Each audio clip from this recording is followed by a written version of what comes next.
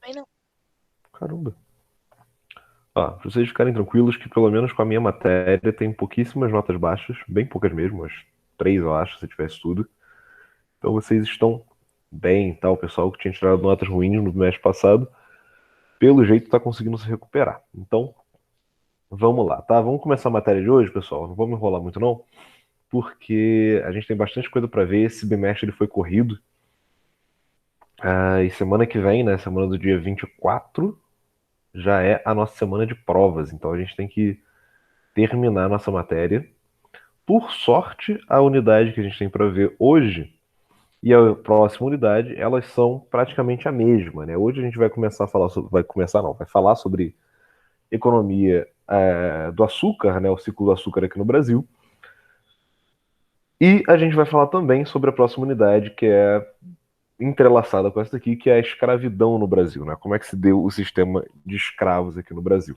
Bom, a gente viu nas aulas passadas que a América ela foi conquistada pelos europeus, né? Foi conquistada ali a América espanhola muito por conta ali do trabalho do Cortés. A gente chegou a ver o documentário, depois a gente viu, falou um pouquinho sobre as navegações portuguesas, né? Isso tudo aqui a gente já vem vendo, indo e voltando nessas questões das grandes navegações, da conquista da América, ao longo do bimestre inteiro. Mas hoje a gente vai falar especificamente sobre como é que foi o modelo de exploração que o governo de Portugal ele instituiu aqui no Brasil, tá? É claro que isso daqui ainda não era Brasil necessariamente, não como a gente entende, tá? Não era um país ainda totalmente consolidado, mas era uma colônia de exploração portuguesa que foi é, bastante importante para a economia de Portugal durante todo o seu domínio, né? E como é que isso começou, né? Bom, primeiro a gente tem que saber o seguinte, olha, Portugal, ele até 1900, até 1530 não tinha tido interesse em povoar essa colônia aqui, mas por que não? Não se sabia exatamente qual era o tamanho da colônia brasileira, tá? Não sabia exatamente qual era o tamanho dessas terras. O que se imaginava quando se chegou aqui é que haveria ali, chegaram no litoral, haveria um pouco de floresta para dentro, haveria alguma coisa, mas não se imaginava o tamanho, qual que era a extensão dessa terra. Além disso, vocês devem se lembrar que houve o famoso Tratado de Tordesilhas, né? O Tratado de Tordesilhas, deixa eu pegar aqui o mapa, ele estipulava para os domínios de terra portuguesa apenas uma pequena faixa de terra em relação às terras espanholas, que eram, e ele era seguido nessa época por essas duas nações. Né? Ele só vai deixar de ser seguido um pouco mais para frente com o advento das colonizações inglesas, holandesas e tudo mais. Mas ele era seguido nessa época. E ele só delimitava uma pequena faixa de terra, entre aspas, para os portugueses. Acontece que os portugueses não tinham certeza sobre quanta terra havia desse lado do tratado, né? Eles pensavam que podia ser só uma pontinha, só alguma coisa assim, até 1530, quando eles resolvem, então, lançar expedições para entrar para dentro da área continental e começar as suas colônias, tá? Então, olha só. Então, em 1530, o Dom João III, rei de Portugal, ele decide promover o povoamento da colônia e começa a incentivar então a prática de agricultura para que ela se torne rentável, tá? Ainda não se sabe, não se descobriu que a colônia é rica em ouro e em pedras preciosas, tá? Vai se descobrir isso mais para frente quando da exploração da área das Minas Gerais. Nesse momento ainda não se sabe, então a agricultura vai ser o principal a principal aposta aqui para a fonte de renda da coroa portuguesa, tá? Em dezembro de 1530, uma expedição chefiada ali por Martim Afonso de Souza, vem até o Brasil e traz as primeiras mudas de cana-de-açúcar e elas começam a ser plantadas no litoral da vila de São Vicente no ano de 1532, tá? Martim Afonso constrói o primeiro engenho de açúcar local. Em 1534, com o sucesso que essa expedição foi, né, com o lucro que ela está trazendo, porque as terras brasileiras, né, a temperatura é muito boa, o solo é muito rico, então você consegue plantar com bastante facilidade e ter colheitas muito boas. Não existe o problema, por exemplo, que vai ter na Europa ou na América do Norte, em certos lugares, de estações do ano que variam muito a temperatura, né? O Brasil na maior parte do seu território, a gente tem uma facilidade para o plantio, que é a pouca variação de temperatura anual. Então, a gente tem sim um verão quente, mas ele não é tão esmagadoramente mais quente do que é a primavera. E a gente tem um inverno frio, mas ela também não é um inverno tão gelado ao ponto de se afastar muito do outono. É tudo mais ou menos uma estação só no Brasil, né? Isso é muito diferente do que a gente tem na Europa ou do que tem na América do Norte, que as estações elas realmente marcam períodos do ano muito característicos, né? Você chega lá, por exemplo, a menos a graus negativos na Europa durante o inverno e a dias de calor extremo ali de 35 graus no verão nos países, né? Então as estações elas fazem uma influência muito grande no plantio por causa dessa diferença grande de temperatura. Aqui essa essa realidade não existe, né? A gente tem uma temperatura média o ano inteiro e aí obviamente isso é bom, isso é favorável para as plantações que não precisam sobreviver a essas intempéries e acabou sendo então um sucesso ali a expedição do Martim Afonso. João 23, então, ele vai fazer o quê? Ele vai resolver experimentar no Brasil um sistema político chamado de capitanias hereditárias. O que são as capitanias hereditárias, né? Basicamente, ele vai dividir as terras ali da sua colônia e vai distribuir elas entre alguns pequenos nobres, né? Que estou dizendo, fidalgos portugueses, entre alguns pequenos nobres portugueses. E esses nobres eles vão ser responsáveis por então fazer ali o plantio da cana-de-açúcar, manter a administração daquele sistema açucareiro e enviar os lucros da coroa, tá? Por que elas são chamadas hereditárias? Porque esses lotes de terra eles são divididos para pequenos nobres, novo, né, para fidalgos, e aí vai rolar aquele esquema de poder de hereditário realmente, né? Cada a capitania ela vai passando para os filhos, né? O cara morre, passa para o filho mais velho e assim sucessivamente até que se estabeleça algum poder novo, tá? Então assim que vai ser criada as chamadas capitanias hereditárias, tá? Importante lembrar disso. O que são as capitanias hereditárias? Então, são esses 15 lotes de terra que foram divididos aqui no litoral do Brasil e entregues a fidalgos portugueses para que eles pudessem fazer a manutenção ali desse esquema de exploração do açúcar, tá? Esses daí, ó. O litoral brasileiro foi então dividido em 15 territórios, que foram dados a 12 fidalgos portugueses, considerados pela coroa merecedores de recompensas pelos serviços prestados à monarquia, denominados donatários, tá? Então, esses fidalgos portugueses, quando eles recebem ah, as suas capitanias, eles vão passar a ser chamados de donatários, que deveriam explorar e ocupar as terras com o próprio capital. As capitanias hereditárias ainda foram divididas em lotes menores, chamadas seis-marias, tá? E aqui tem um textinho dizendo um pouco sobre a origem das Seis Marias. Eu não vou ler ele não, porque a gente tem bastante coisa para ver. Apenas duas capitanias prosperaram, a de São Vicente e a de Pernambuco. Ambas se desenvolveram em consequência da cultura da cana-de-açúcar, que deu bons lucros aos colonos. Quanto às demais capitanias, várias foram os motivos de seus fracassos, como a falta de recursos dos donatários, a impossibilidade de defender as extensas áreas e os ataques indígenas que não aceitaram a escravidão e o trabalho braçal nas lavouras, tá? Então, duas só vão conseguir realmente prosperar devido ali à plantação de cana-de-açúcar, os outros vão acabar quebrando ali ao longo do tempo. Uma coisa que é importante é o seguinte, né? Por que plantar cana-de-açúcar vai fazer tanta diferença? Por que a gente vai ter uma economia baseada em açúcar? Vocês devem se lembrar, né? Toda aquela questão do tráfico de especiarias da Índia, tudo aquilo que a gente cansou de ver e não sei o que lá. Eu falei com vocês que as especiarias elas eram importantes não só para temperar a comida, mas também como método de preservação de alimentos, o que era extremamente necessário nessa época, já que a gente ainda não existe geladeira, né?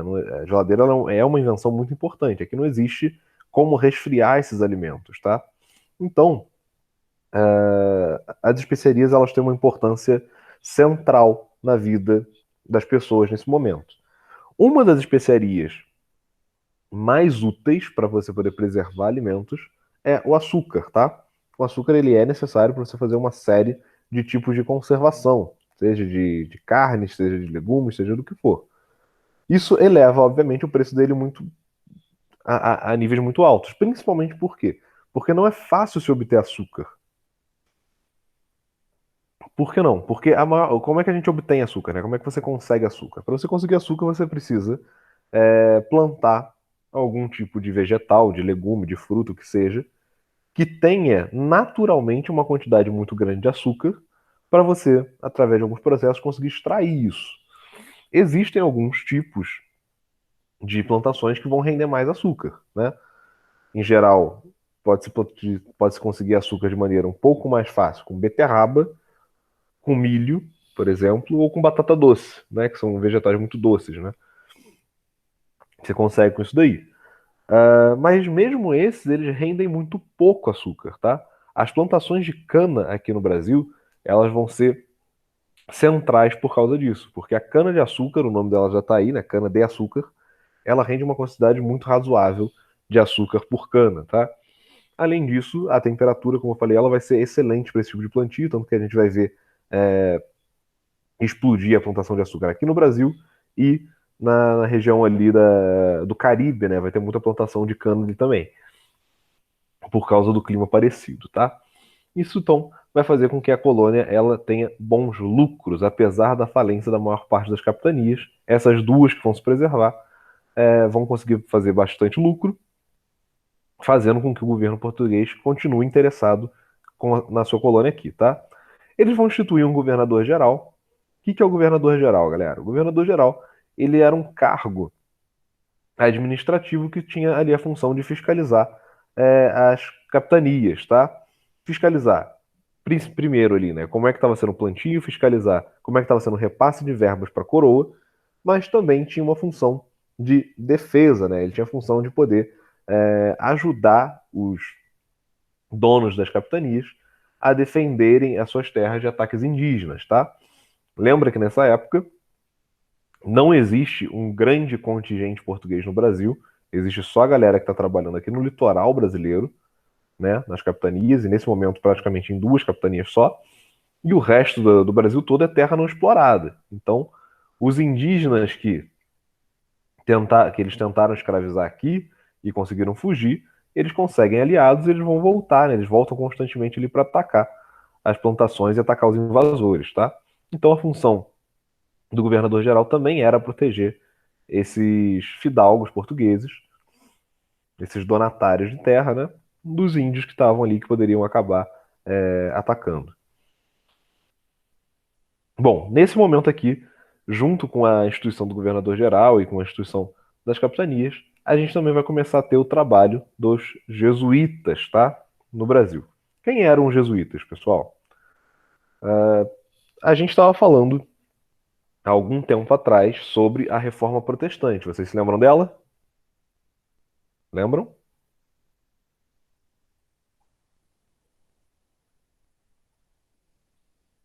Vou supor que sim, tá? Vamos supor que vocês se lembram da Reforma Protestante, a reforma lá do Martinho Lutero, aquela questão toda, né, na Europa. E a gente falou também sobre a Contra-Reforma, né? A Contra-Reforma, ela aconteceu em alguns estágios, né? A gente teve lá o Concílio de Trento na Igreja Católica, que reafirmou a fé nos seus dogmas e não sei o que, não sei o que lá. E a gente teve o surgimento de algumas ordens religiosas que propunham ali, né, que tinham interesse em combater o avanço do protestantismo, tá? Uma dessas ordens, que inclusive foi citada na prova de vocês, era a ordem dos jesuítas, né? Na prova do mês passado, eu cheguei a falar sobre isso, né? Eram os jesuítas, tá? A ordem de Santo Inácio de Loyola. O que eram os jesuítas? Os jesuítas, eles eram uma ordem de padres pregadores, tá? De padres que iam pregando por aí, que tinham uma preocupação em catequizar as pessoas de fora para a Igreja Católica. Até hoje eles existem, tá?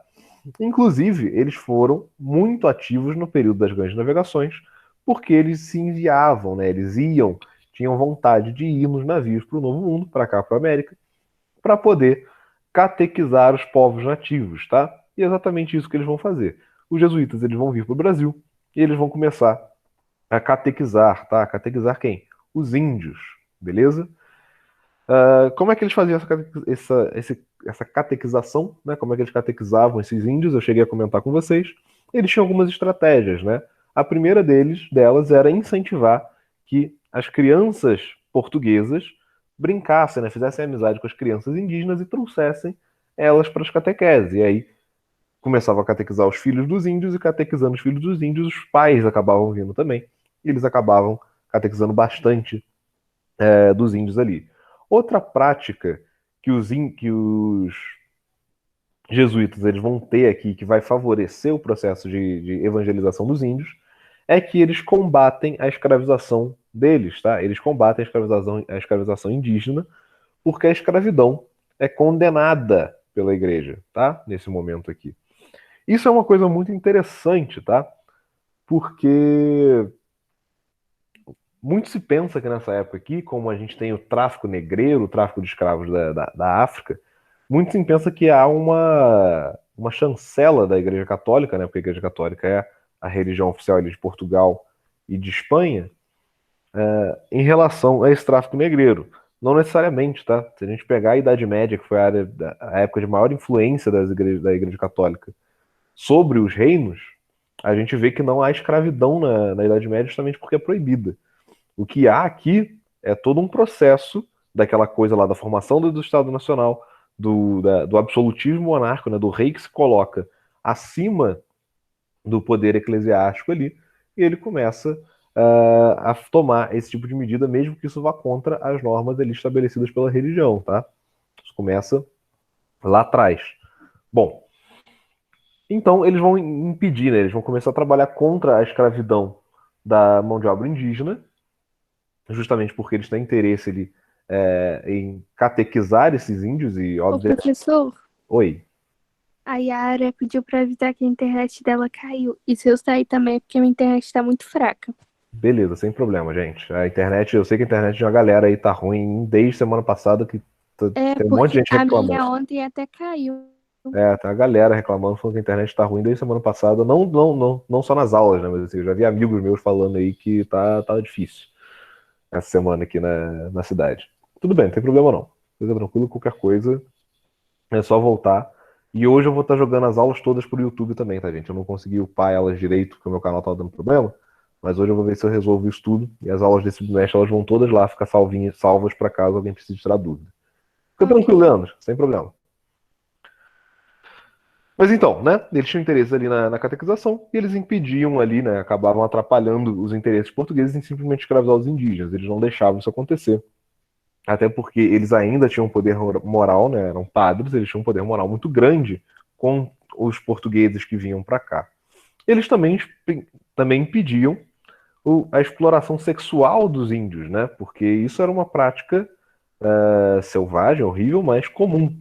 De você pegar ali, né, as índias que eram escravizadas, os portugueses as estupravam, né? Era uma coisa terrível.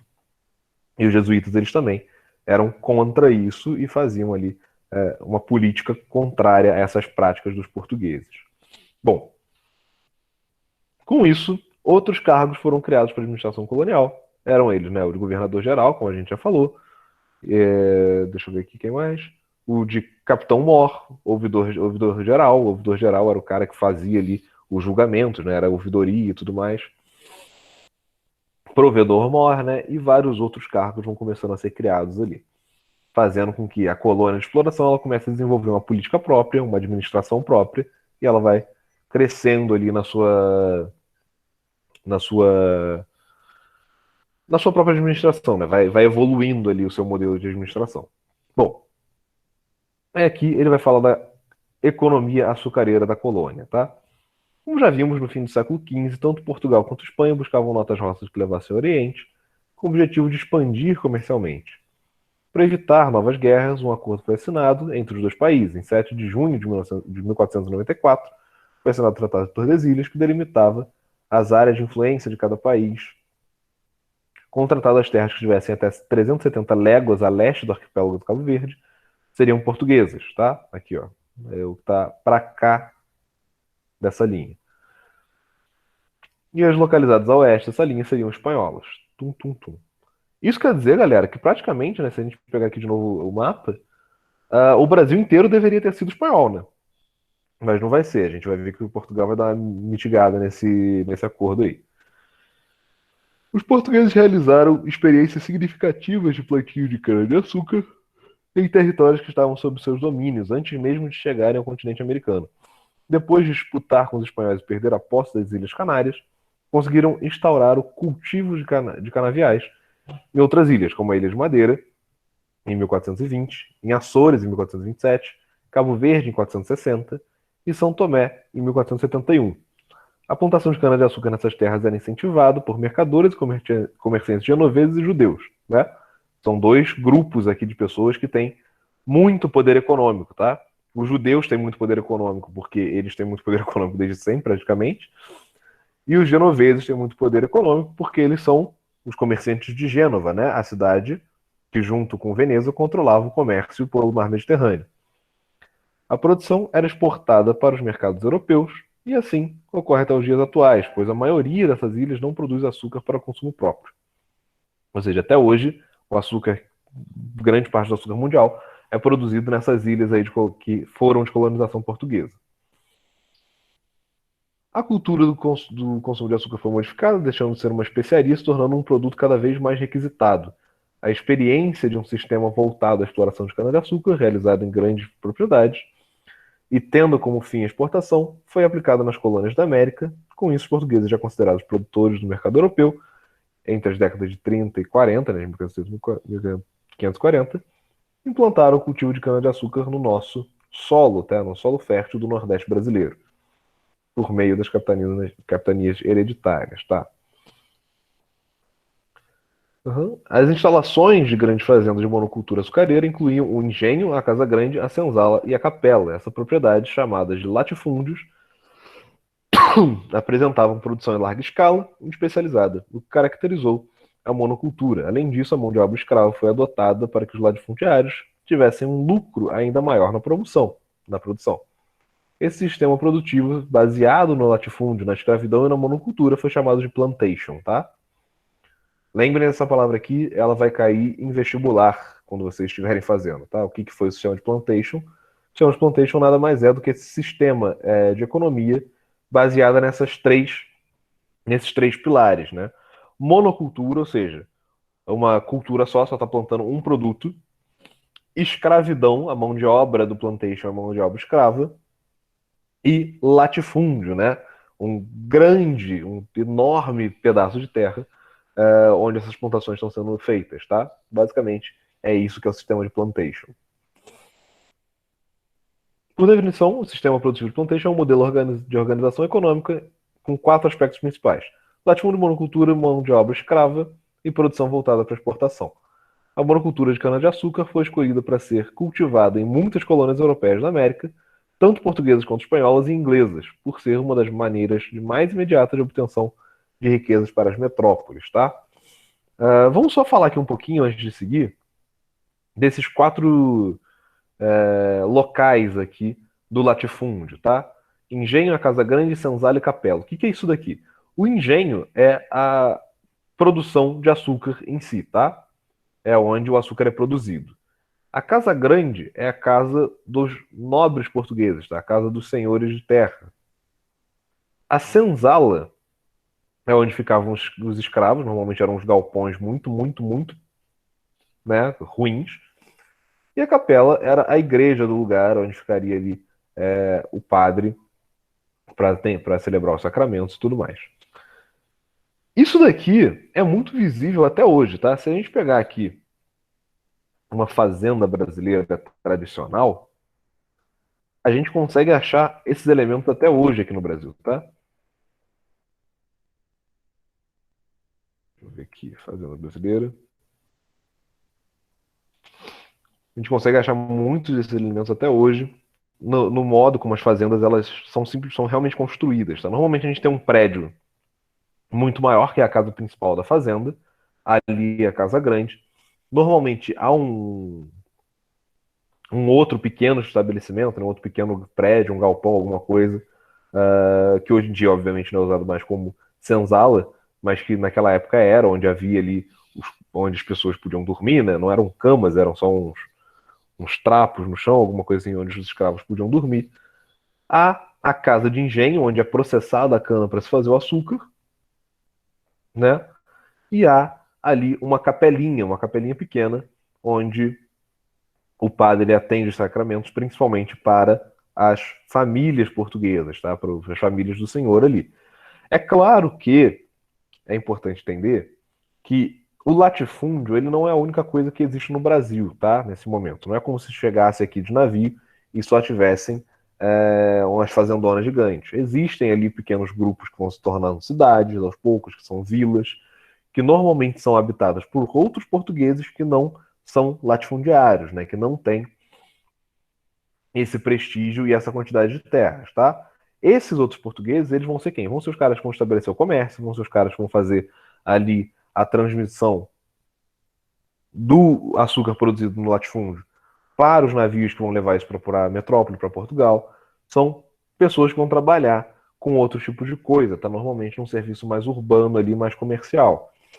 Esses outros portugueses, eles também são atendidos ali pelas capelas dos latifúndios, normalmente, tá?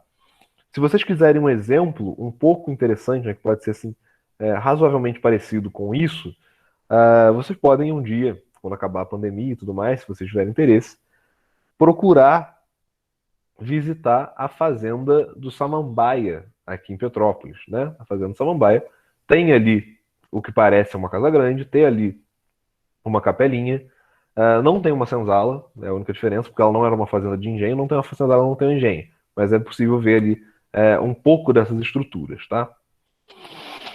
Além disso, o plantation gerava o chamado comércio triangular, pois os produtos tropicais eram vendidos na Europa em troca de produtos manufaturados, que eram oferecidos aos mercadores africanos em troca de escravos, que por sua vez eram levados às colônias para trabalhar nos latifúndios. E esse parágrafo aqui é importante para desmistificar um dos maiores equívocos históricos que tem, que é a ideia de que os europeus eles entravam, né? Eles entravam em incursões na África cheios de armas para poder prender os negros e levar eles como escravos, né? Não era assim que era feito. Os portugueses eles simplesmente chegavam na costa africana. Lá na costa africana eles estabeleciam comércio com povos da África mesmo, né? Que já dominavam ali aquela região. E lá eles faziam comércio e compravam escravos deles para levar para as Américas. Isso é dizer que os portugueses eles não são responsáveis, não os portugueses em si, né, mas os europeus inteiros, não são responsáveis por toda a escravidão, né, por toda a crueldade que foi feita nesse período? De jeito nenhum, tá? É justamente porque eles financiavam esse comércio de escravos e eles tinham interesse, né, demandavam esses escravos que o negócio chegou aos números assustadores que a gente vê de escravidão durante a Era Moderna, tá? Mas é interessante saber que foi feito dessa forma.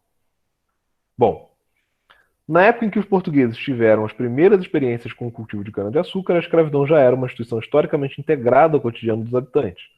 Em toda a extensão da região, localizada no sul da Península Ibérica por razões culturais e étnicas, ou por conta de guerras que eram contínuas, a escravidão era prática corriqueira. Portugal, também integrante da Península Ibérica, utilizou largamente o trabalho escravo. No entanto, durante cerca de um século, essa prática deixou de ter um impacto na economia do país, sendo retomada a partir de 1440. Há uma coisa aqui que é interessante, que pode ser legal saber, que é o seguinte: repara que a escravidão ela tem um papel muito importante ali na Península Ibérica. Por quê, galera? Porque ali na Península Ibérica, né, foi onde teve o domínio árabe por muito tempo, né? A gente chegou a falar sobre isso quando a gente estava falando sobre a Idade Média, o domínio árabe, tá? É cultural, né? Hoje em dia nem tanto, graças a Deus, mas naquela época era cultural ali dos árabes, né, dos muçulmanos, o trabalho escravo, tá? Era uma prática comum. Se vocês pegarem, por exemplo, ali histórias do Aladim ou qualquer coisa do gênero, vocês vão ver que há comércio de escravos ali dentro dos povos árabes, tá? E eles trazem isso para a Península Ibérica também, mantendo o trabalho escravo como parte da produção econômica daqueles países durante seu domínio. Depois que o domínio árabe ele termina ali, com a reconquista, isso começa a cair cada vez mais, né? Essa necessidade de escravos começa a cair cada vez mais, principalmente porque eles começam a sofrer ali sanções em relação a isso por parte da cristandade. Bom, Aqui fala sobre o engenho, né? O engenho eu já falei com vocês o que é, né? Ele é composto de alguns elementos essenciais. Todo o processo do trabalho ocorria no engenho, formado por um território com plantações de cana-de-açúcar, a Casa Grande, a senzala e a moenda, né? Podendo estar esta ser de dois tipos, movida pela força d'água ou pela força de tração animal. A moenda é onde se moía a cana, tá? Ainda algumas instalações dos engenhos se localizavam próximas a um curso de água, né, para poder fazer a moagem. De início, como estudamos, a mão de obra era indígena, porém a escravidão dos nativos não foi como os portugueses desejavam. Após 1570, o uso do trabalho escravo africano foi implantado na colônia. O cultivo de cana-de-açúcar. Calma aí, saiu aqui. O cultivo de cana-de-açúcar avançava pelo litoral brasileiro na direção norte, desenvolvendo-se na região nordeste, especialmente na Bahia e em Pernambuco. No final do século XVI, haviam 66 engenhos na colônia portuguesa, tá? Bom,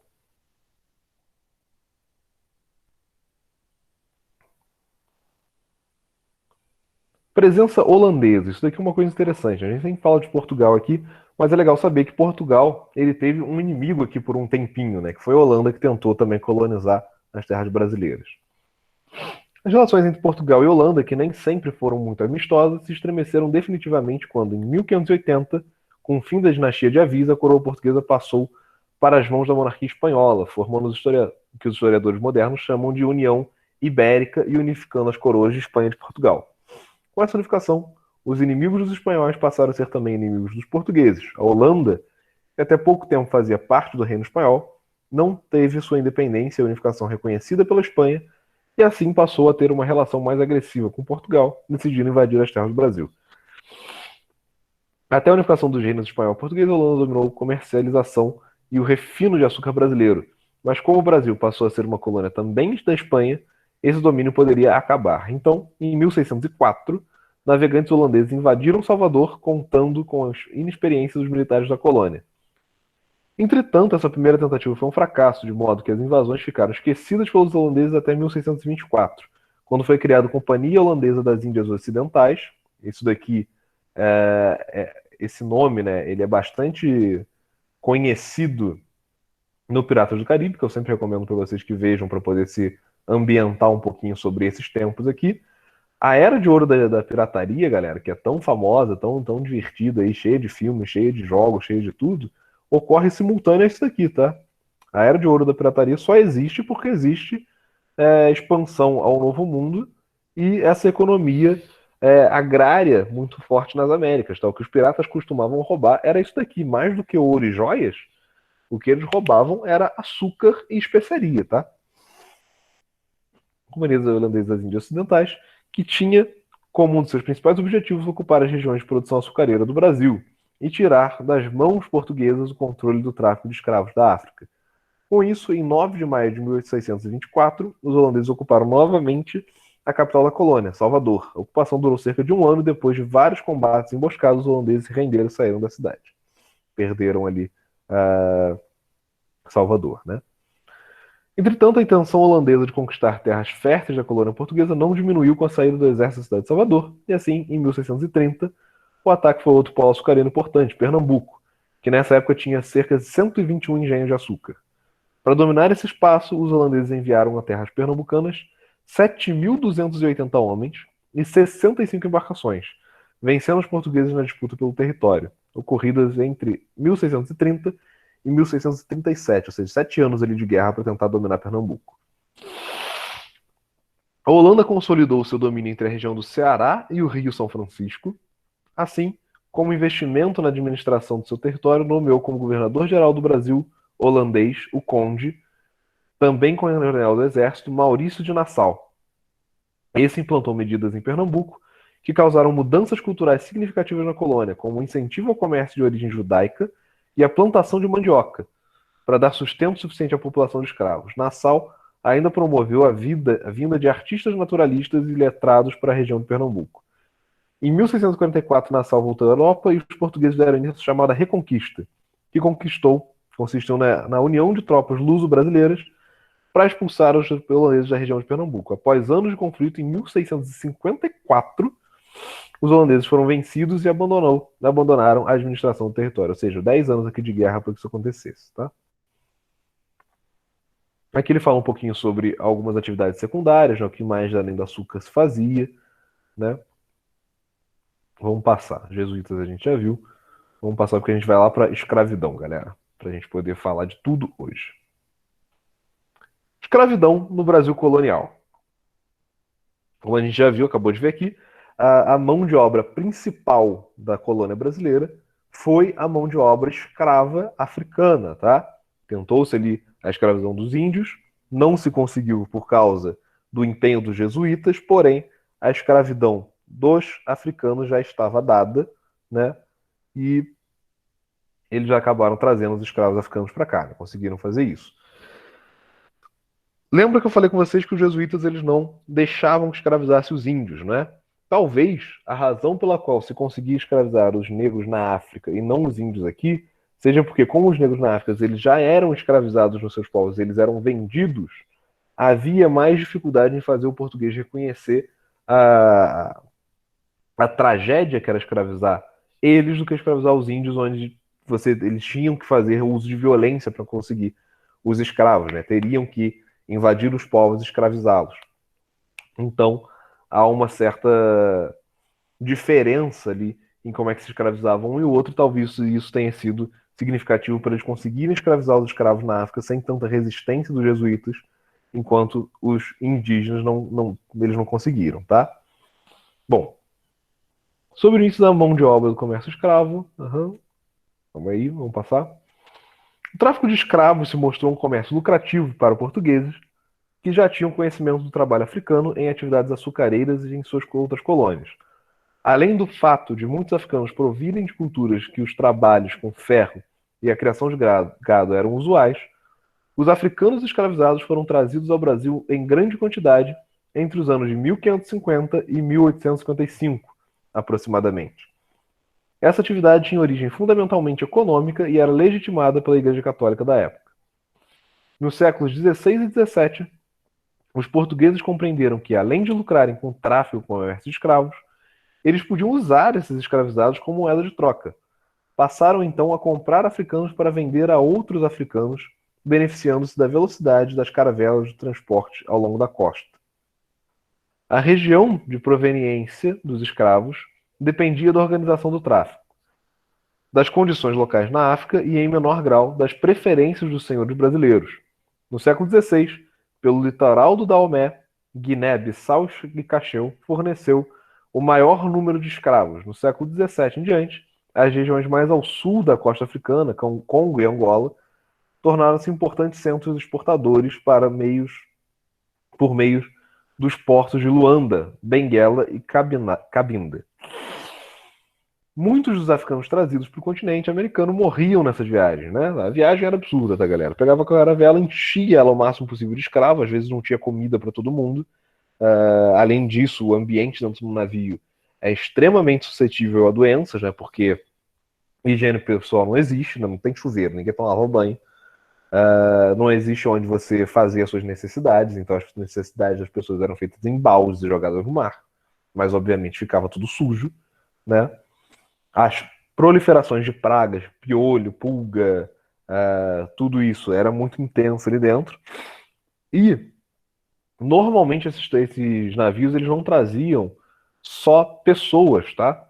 Normalmente um navio que transportava escravos, ele ia transportar ao mesmo tempo escravo, algumas cargas, né, algumas sementes que vão ser plantadas aqui, que iam ser plantadas na América, e animais, tudo junto. Então, você tem ali convivendo dentro do ambiente fechado onde os escravos ficavam, um monte de porco, um monte de bicho, os escravos. Então era uma coisa meio terrível, e tudo isso com pouca alimentação. A alimentação que tinha normalmente acabava estragando no meio do caminho, porque eram muitos meses de viagem. Então era tudo realmente bastante precário, tá? Nos navios existiam diversos tipos de doenças transmitidas por vírus, como tifo, febre amarela, escorbuto, doença proveniente da carência de vitamina C, reumatismo, úlceras e doenças de pele. Isso daqui é legal, né? Normalmente os navios eles vinham com alguns barris de limão ou de laranja, né? A ideia era que as pessoas comessem aquilo ali no meio da viagem para não pegar escorbutos. Só que, obviamente, isso era reservado à tripulação do navio e não aos escravos, né? Então, era algo complicado ali. Nesse caderno, vimos que a mão de obra escrava foi lucrativa e importante para a manutenção do sistema colonial no ciclo de produção açucareira, em que a metrópole explorava as riquezas naturais da colônia, além de cobrar os altos impostos dos senhores de engenho, que deviam pagar pela terra cedida à coroa. A origem agrária e latifundiária da sociedade brasileira, assim como a escravidão africana, trouxeram consequências que refletem na desigualdade social, espacial e racial do Brasil, de modo que grandes famílias têm, por questões históricas, o monopólio de terras, territórios e riquezas até os dias atuais. Sim, até hoje, o Brasil ele tem uma distribuição de terra muito complicada por conta disso, tá? Porque a maior parte das terras ainda pertence às mesmas famílias que assumiram elas nesse período aqui, tá? Grande parte das terras brasileiras ainda está nas mãos de muito poucas pessoas que vêm herdando elas ao longo da história desde o período colonial. E isso é complicado, porque no Brasil hoje em dia existe uma coisa que se chama especulação de terra, né? Que basicamente é essas famílias, né? O cara que é dono de um lote muito grande de terra, ele não faz nada com aquele lote, ele não produz nada ali, deixa ele simplesmente valorizando com o tempo e depois revende aquilo para outra pessoa que também não vai fazer nada com aquilo, vai ficar deixando parado para revender. Isso é um problema, né? Porque o Brasil ele tem uma condição de produzir muito mais alimento, de produzir muito mais da sua, entre aspas, indústria agrária, mas não consegue por causa desse monopólio de terras, dessa má distribuição de terras que a gente tem aqui. Entretanto, apesar da desumanização que o povo africano sofreu, nossa cultura é o resultado da miscigenação étnica constituinte da colonização de nosso território. Entre os elementos culturais que têm origem na história afro-brasileira está o samba, além de outras manifestações musicais que tinham a religiosidade como ponto de partida. Se vocês pegarem, galera, isso é uma coisa interessante. Não sei se vocês já viram, já ouviram músicas de religiões afro-brasileiras.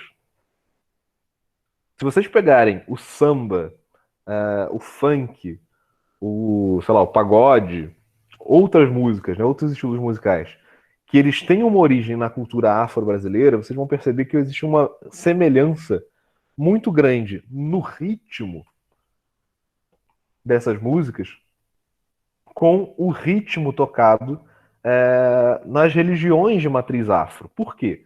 Porque elas são meio que um elemento cultural só, tá? Dessas religiões de matriz afro, saiu a base da musicalidade de vários centros ali brasileiros que tiveram maior influência na miscigenação africana, tá?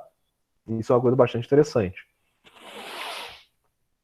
Outra característica cultural marcante era o encontro de negros para tocar instrumentos que mais tarde deram origem a vários ritmos. A região da Pedra do Sal, do Rio de Janeiro, também abrigou o Quilombo Pedra do Sal, um importante território de resistência negra contra a escravização.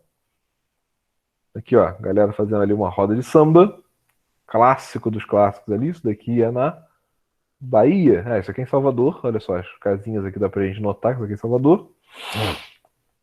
Roda de samba, tudo mais, bonitinho. Roda de samba e feijoada, né, galera? Quem não gosta? Putz, maravilhoso. Saudade, inclusive. Entre os séculos XVI e XVIII, os portos que mais receberam escravos foram de Recife, Salvador e Rio de Janeiro, em virtude das plantações de cana. A partir do século XVIII, o Porto do Rio de Janeiro tornou-se principal para a entrada de pessoas escravizadas. Os portugueses tinham monopólio do mercado dos escravos e, após o século XVII, com o aumento do lucro relativo ao tráfico, surgiram os chamados pombeiros, homens encarregados de levar escravos do interior para a costa africana, a fim de comercializá-los. Como vimos antes, havia um posicionamento da igreja em relação à escravidão africana. Algumas ordens religiosas, como as dos beneditinos, eram proprietárias de cativos. Olha só que coisa triste, galera.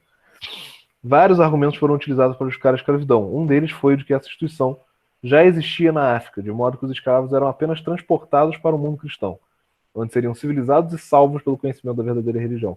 Absurdo, né, galera? Absurdo. Terrível. O tráfico de escravos para a América era lucrativo tanto para os reinos metropolitanos quanto para os chefes de tais expedições que, na maioria das vezes, vinham da Europa. Com frequência, esses escravos se rebelavam, tá? Isso é uma coisa importante, galera. Muito se pensa que a escravidão ela era aceita de alguma maneira pelos negros, né? Que os negros eles não se impunham, eles não faziam nada. Mas não, tá? Existe uma série gigante de revoltas que aconteciam dentro dos quilombos, dentro das senzalas, dentro dos engenhos. Escravos se revoltavam o tempo inteiro, tá? Até por isso era tão, entre aspas, necessário para os portugueses usarem de tanta violência contra eles, para manter eles sob controle. Tem lá, as torturas eram constantes, né? Eles iam pro. Como é que era, gente? Como era o nome? Ah, caraca, esqueci o nome agora. Eles iam pro tronco, isso, né? Ia pro tronco lá, onde eles eram chicoteados na frente uns dos outros, né? Inclusive, normalmente eram chicoteados por outros escravos que te recebiam essa função de ser os, os carrascos ali da população, né? Por que era tão violento? Porque era constante a vontade e a necessidade de se revoltar contra aquilo, né? Então, os portugueses faziam uso de muita violência, tá? Principalmente porque, convenhamos, dentro da cultura que veio da África, havia táticas muito grandes ali para você poder fazer uma revolta, né? Todos é forte, né? Mas era cultural, por exemplo, de muitos escravos ali, a prática de capoeira, por exemplo, que ensinava a lutar, né? Então, quando se eles resolvessem ali se revoltar de verdade contra os portugueses, eles poderiam facilmente tomar ali uma capitania, alguma coisa, caso não houvesse uma reação muito violenta dos portugueses. Por isso, entre aspas, eles justificavam toda essa violência que era feita na escravidão. Claro que isso é um absurdo, né? Então, com frequência, os escravos se rebelavam em virtude das péssimas condições que viviam. Essas manifestações, por sua vez, eram violentamente reprimidas. Foram criados os pelourinhos, localizados nas praças e utilizados pelos capatazes para castigar publicamente os escravos. Os fugitivos que permaneciam em grupos formavam os quilombos, comunidades afastadas dos centros urbanos e de difícil acesso, para que os capitães do mato não conseguissem encontrar os escravos que lá se refugiavam. Capitães do mato normalmente eram outros escravos também, libertos, que conseguiram de alguma maneira comprar sua alforria, ou às vezes ainda eram escravos ali de alguns latifúndio, só que eles tinham uma função diferente. Qual função era essa? Era conhecer as rotas de fugas dos escravos para poderem capturá-los em caso de fuga, tá? E aqui vem outra coisa que também é muito triste. Os quilombos, eles são vistos como um símbolo de resistência muito forte dos negros africanos aqui no Brasil. Isso é verdade, é bom que se veja assim. Muitos quilombos eles foram extremamente importantes para a criação de comunidades livres de negros no Brasil, tá? Porém, alguns quilombos eles eram terríveis também, porque como a gente já sabe, né, a prática da escravidão vinha já da África. Então, alguns quilombos, quando a pessoa chegava lá, quando o escravo fugido chegava lá, ele era escravizado no próprio quilombo, que era uma coisa terrível também. E aqui fala um pouquinho sobre eles, né? Quilombos e resistência negra. Mas, em geral, eles eram excelentes, tá, cara? Excelentes porque eles serviam ali para a resistência dos negros e para conseguir criar realmente centros livres ali, onde as pessoas poderiam ser livres de novo, criar suas próprias famílias e tudo mais, e viver como se deveria todo mundo viver, né? Como você estudou durante toda a caverna, a escravização dos africanos vinha, na maioria dos casos, acompanhada de maus tratos, punições e esgotamentos de força física. Diante desses problemas, alguns escravos se organizaram para fugir das péssimas condições de vida e resistir à escravização. Dessas fugas surgiram os quilombos, territórios que constituíam uma sociedade de amparo. Esses territórios são importantíssimos para a história da escravidão, existindo até os dias atuais. Na época da abolição, os quilombos ampararam milhares de ex-escravos que viviam sob condições de trabalho, sem condições de trabalho, alimentação e moradia, pois a liberdade que conquistaram não permitia sua inclusão na sociedade. Um quilombo muito importante na história do Brasil foi o Quilombo dos Palmares, localizado na região da Serra da Barriga, em Alagoas. Ele resistiu por quase 2 séculos, aparecendo nos relatos historiográficos desde 1580. Com administração própria, independente da coroa portuguesa, abrigava escravos fugidos das fazendas da cana-de-açúcar das regiões de Pernambuco e da Bahia. Sobre a história do Quilombo dos Palmares, leia o fragmento do texto a seguir. E aí que tem um fragmento de texto que vocês podem ler, se vocês tiverem interesse depois. Os habitantes do Quilombo dos Palmares tinham uma boa relação com os criadores de gado da região, que forneciam armas, pólvora e roupas em troca das quilombolas facilitarem o intercâmbio do gado pelo Rio São Francisco. Embora os criadores de gado tivessem grande importância política, os senhores de engenho faziam de tudo para acabar com a situação e obter as terras. Palmares, um dos quilombos que resistiu por mais tempo aos ataques dos senhores, abrigava ex-escravos, indígenas e cidadãos perseguidos pela colônia. Cidadãos, às vezes isso também acontecia, tá, galera? Galera, português vinha para cá, ele vinha de alguma origem pobre e tudo mais, criava uma família aqui que não tinha posses, ele acabava ficando à margem da sociedade também e ia vivendo quilombo, tá? Mesmo que fosse branco português. Em 1694, os bandeirantes sertanistas exploradores do interior do Brasil, que tinham como objetivo encontrar riquezas minerais, escravizar indígenas e exterminar quilombolas, conquistaram a capital da República dos Palmares e prenderam 500 quilombolas. Nessa ocasião, Zumbi, rei dos Palmares, foi apanhado e executado em 20 de novembro de 1695, tornando-se símbolo da resistência negra. Hoje, muitos municípios brasileiros consideram essa data como feriado da consciência negra. Em relação aos aspectos religiosos dos quilombos, os relatos demonstram que havia sincretismo do cristianismo com valores africanos. Destacaram-se forças militares, pois os quilombos dispunham de uma estrutura militar para se defender dos ataques e da repressão dos senhores de engenho. Os quilombolas utilizavam arcos e flechas, lanças e armas de fogo para a segurança e defesa do local. E aqui já é exercício, galera. Então, vamos ver aqui. Como já vimos, a base estrutural da sociedade açucareira eram fazendas de cana-de-açúcar composta por 3 elementos principais: casa grande, senzala e o engenho, né? E isso feito para comércio externo. Isso aí era o plantation, tá? Casa grande era a moradia do senhor do engenho e de sua família, geralmente construída com pavimentos e varandas e vários cômodos, tá? Tinha uma arquitetura típica do período colonial.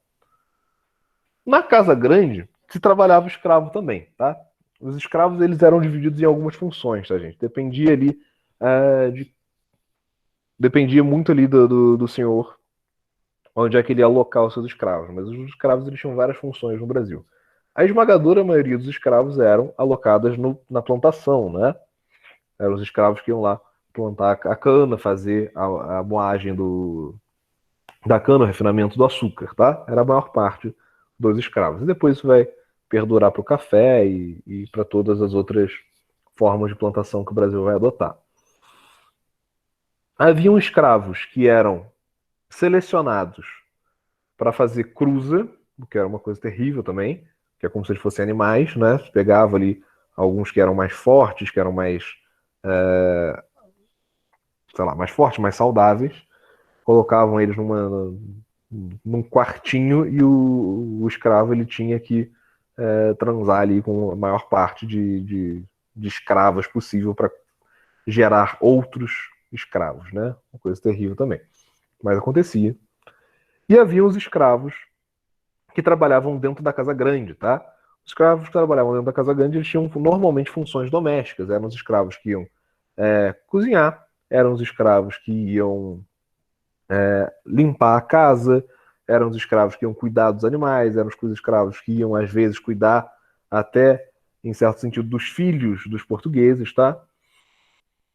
Eles também sofriam violência, tá? Não pensem que porque eles estavam dentro da casa grande, eles tinham uma vida extremamente mais fácil que os outros.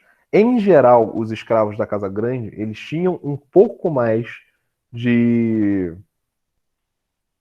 benefícios do que os escravos das plantações, tá? Por quê?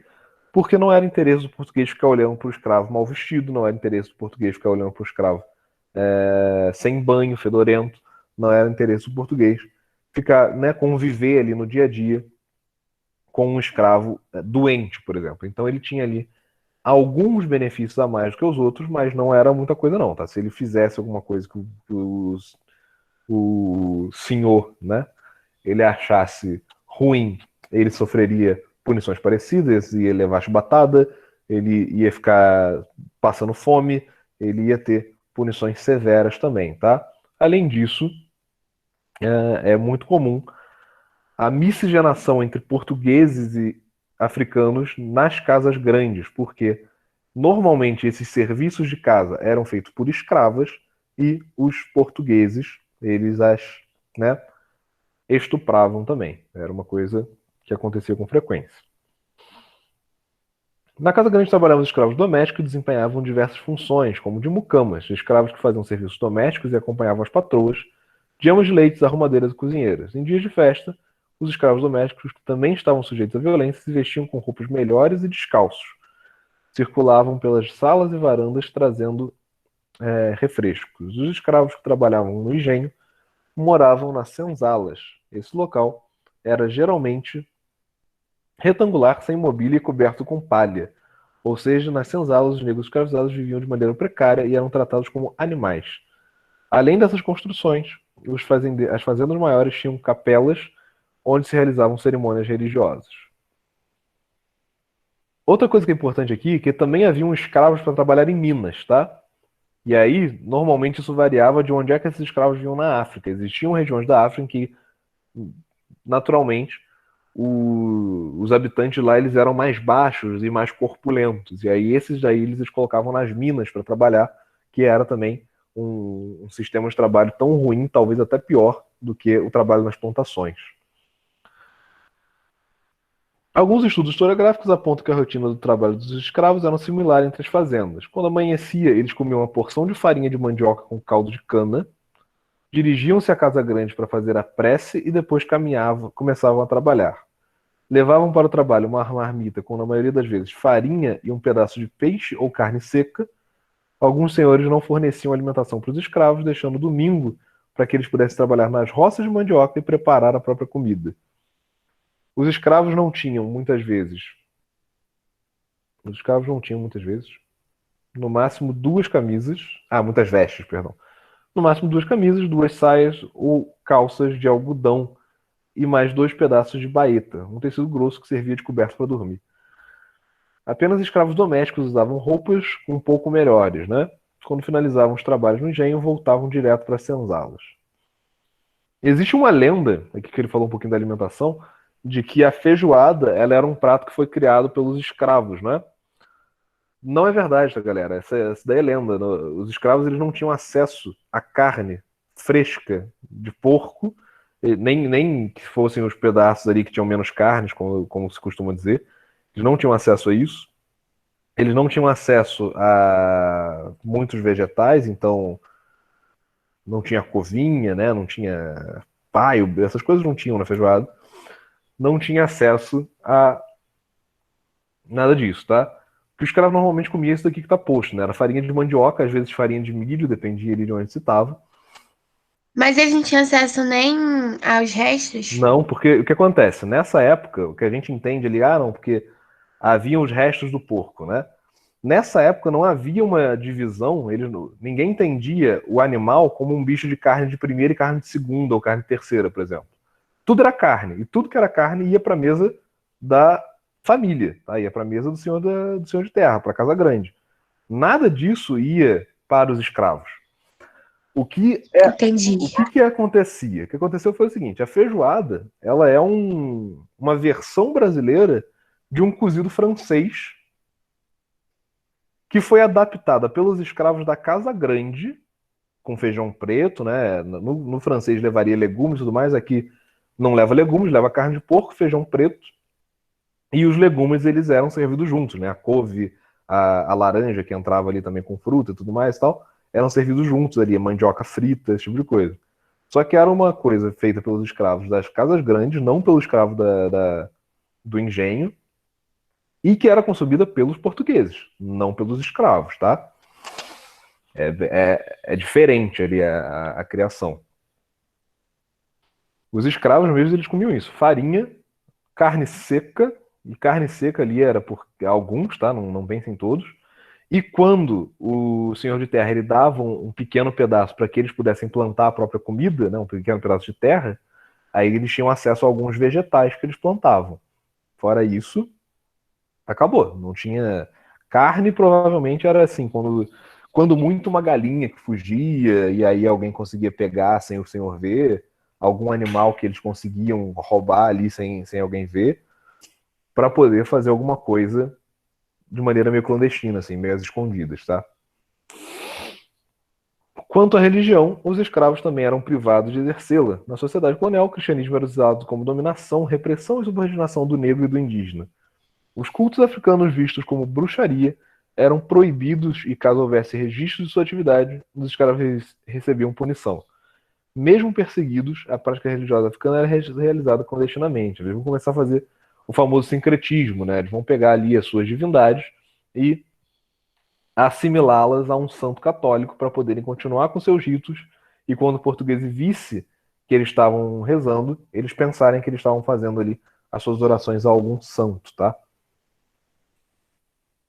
As festas e cerimônias dos senhores eram marcadas pela missa dominical realizada nas capelas, onde também ocorriam batizados e casamentos, considerados celebrações importantes para a sociedade. Nos primeiros dias da moagem da cana, havia uma missa solene com um banquete, sendo permitido aos escravos dançar e cantar.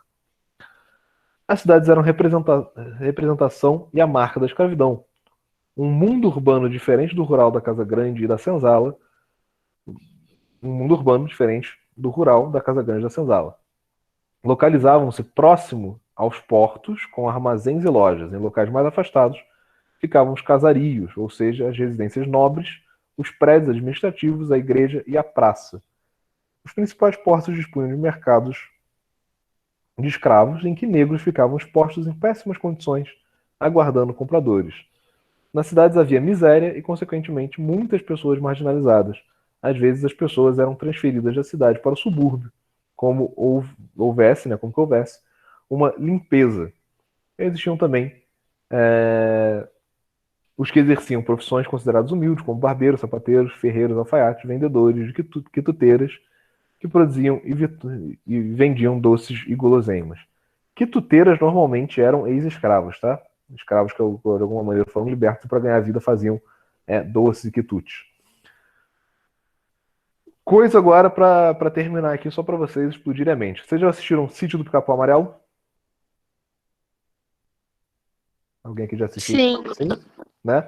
Sítio do Pica-Pau Amarelo Sim. tem um resquício da escravidão que muitas vezes a gente não percebe. Se a gente pegar lá no Sítio do Pica-Pau Amarelo, a gente vai ver que a Dona Benta, ela tem uma grande amiga que é como é que é o nome dela, gente? É a tia Anastácia, né? A tia Anastácia, ela é o quê? Ela é a cozinheira da Dona Benta, né? Ela é uma empregada da casa, uma contratada, né? Recebe tudo mais. Só que o que é aquilo ali? Aquilo ali é um... Olha aí, eu peguei Dona Benta e pareceu uma farinha. Aquela relação da Dona Benta com a tia Anastácia, de empregada numa fazenda antiga e tudo mais, e a empregada ser uma mulher negra que fica ali fazendo, que faz tudo na casa, né, e tudo mais, é um resquício da época da escravidão no Brasil. A tia Anastácia nada mais é do que um resquício ali dessa época, né, dessa imagem antiga da senhora branca e da sua escrava principal ali, né, da sua cozinheira escrava, que acabava virando, às vezes, uma amiga ali, né? Uma coisa complicada, que a gente não percebe quando vê pela primeira vez, porque a gente é pequeno, né? A gente não tá ligado nessas coisas, mas ela é uma imagem ali do que a escravidão, de como era mais ou menos a escravidão no Brasil, né? Uma imagem muito, muito, muito leve de uma relação que acontecia entre portugueses e negros. Pessoal, alguém tem dúvidas? Não. Não? Não. Então, beleza, pessoal. Por hoje é isso. Semana que vem já é a nossa prova. Tá? Estudem. A prova, como sempre, vai ser de consulta, vai vir tudo explicadinho, bonitinho. Não tem problema. Como eu falo, né? Enquanto a gente estiver em pandemia, eu vou sempre deixar a prova ser de consulta. Podem ficar tranquilos, tá? Basta estudar e fazer com calma que vai dar tudo certo. Pessoal, se ninguém tem mais dúvidas, então um abraço para vocês. Até semana que vem. Tchau. Deus. Semana que vem. Ah, inclusive, na verdade, eu tô falando que a prova é semana que vem. Talvez a prova só comece na semana que vem. Então, eu não sei se vai ser no dia. Vai ser terça-feira que vem ou na outra, tá? Mas semana que vem deve começar a semana de provas, enfim. Então, Tá. um abraço e tchau, tchau. Tchau.